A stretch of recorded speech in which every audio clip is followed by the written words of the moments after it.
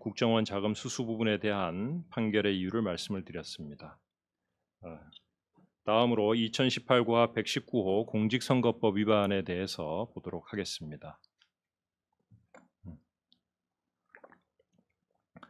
이 부분 기소된 범죄 사실의 요지는 피고인이 2016년 20대 총선에서 새누리당 내 이른바 비박계 후보들을 배제하고 자신을 지지하는 소위 친박 인물들을 국회의원으로 대거 당선시키고자 대량의 여론조사를 실시하고 공무원 지위를 이용해서 선거 전략을 마련하는 등 선거운동 기획에 관여하고 새누리당 경선운동에 관여했다 하는 여론조사 실시, 선거운동 기획 관여, 당내 경선운동 관여 등 세 가지 공직선거법 위반에 관한 것입니다.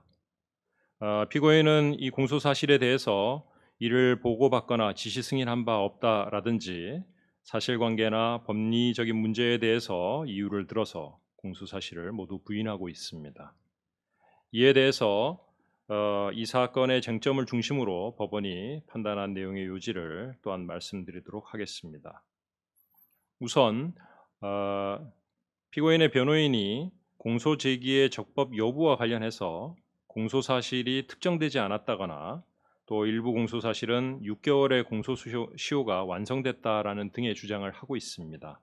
그렇지만 이 부분에 대해서는 판결문의 상세한 판단을 한 바와 같이 받아들이지 않습니다. 유무죄에 대한 부분에 대해서 보면 우선 피고인의 공모관계와 관련해서 피고인이 이 사건 공소사실에 기재된 범행에 관하여 정무수석 현기왕 등으로부터 이를 보고받고 지시 승인했는지 여부에 대해서 먼저 살펴보도록 하겠습니다.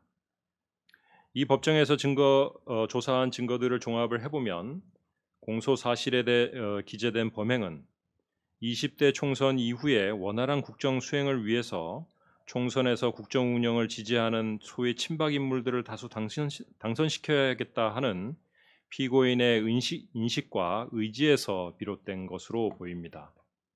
따라서 피고인이 각 개별적인 행위에 대해서 모두 구체적으로 이를 인식하고 그에 관한 실행 행위를 직접 가담하지는 않았다고 하더라도 이 사건 여론조사, 또 선거운동 기획, 경선운동 범행 전체에 관하여 피고인이 공모하였다는 점을 충분히 인정할 수 있습니다. 좀 더 구체적으로 살펴보도록 하겠습니다. 먼저 20대 총선을 앞둔 당시의 정치적 상황을 보면 당시 새누리당은 대통령인 피고인을 지지하는 이른바 친박 진영과 김무성 의원을 중심으로 하는 이른바 비박 진영 사이에서 당 주도권을 놓고 적지 않은 갈등을 빚고 있었고 이러한 이유로 청와대로서는 국정 운영에 어려움을 겪고 있는 상황이었습니다.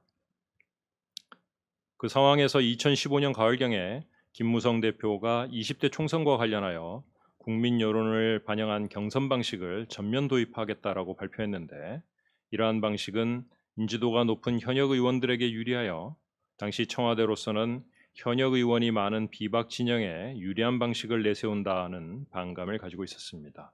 여기에다가 총선 이후의 원활한 국정 운영을 위해서는 새누리당의 승리뿐만이 아니라 새누리당 의석 중 다수를 친박 세력이 차지하는 것을 실질적인 목표로 해서 총선에서 친박 세력이 다수 당선되게 하는 전략을 논의할 필요가 있었습니다. 그런데 새누리당과 당 사무처는 김무성 대표 등 비박계의 영향력 아래에 있었기 때문에 경선 및 총선과 관련하여 친박 진영의 선거 전략을 기획하는 실무는 대통령을 정무적으로 보좌하는 청와대 정무수석실에서 담당할 수밖에 없는 상황이었습니다. 이에 따라서 정무수석 현기환은 정무비서관 신동철 등에게 친박 인물들을 위한 공천 및 선거 전략을 수립하도록 지시하였고 그 과정에서 정무수석실에서는 여론조사를 실시하고 또 이른바 친박 리스트, 전체 선거 지역구별 후보자 현황 자료, 광역지구별 경선 및 선거 전략 자료, 새누리당 공천 룰 관련 자료 등 대략 4가지 종류의 총선 관련 자료를 작성하고 계속 업데이트하게 되었습니다.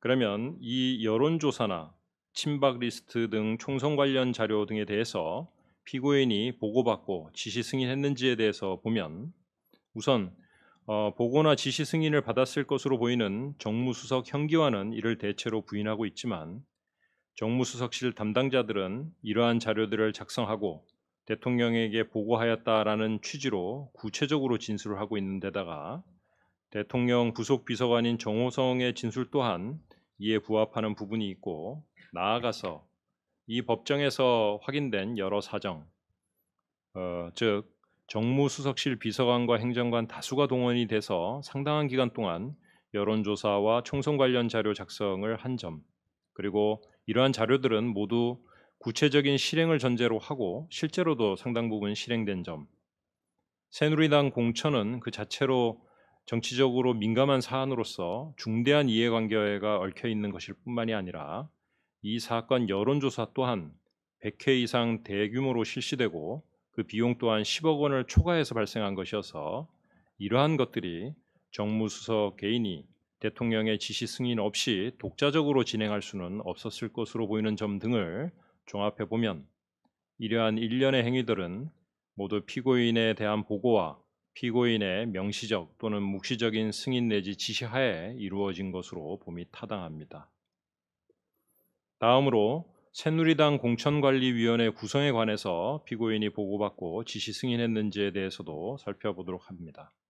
이 또한 직접 지시를 받았을 것으로 보이는 정무수석 형기관은 자신이 개인적으로 이항구를 공천관리위원장으로 새누리당에 추천했다라고 하지만 정무비서관 신동철은 정무수석 형기관으로부터 대통령이 이항구를 새누리당 공천관리위원장으로 지정했다라는 취지의 말을 직접 들었다고 진술을 하면서 그 경위에 관해서도 구체적으로 진술을 하고 있습니다.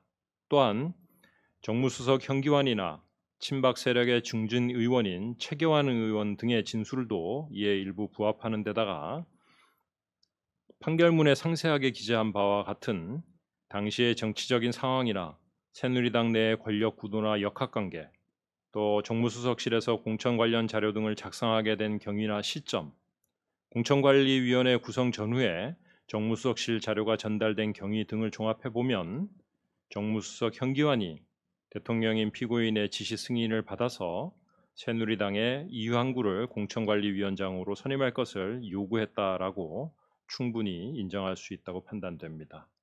마찬가지로 공천관리위원 등 공천관리위원회 구성에도 관여하였다는 점을 인정할 수 있습니다. 결국 이 사건 공소 사실에 기재된 범행에 대하여는 피고인이 모두 공모하였다라고 인정이 됩니다.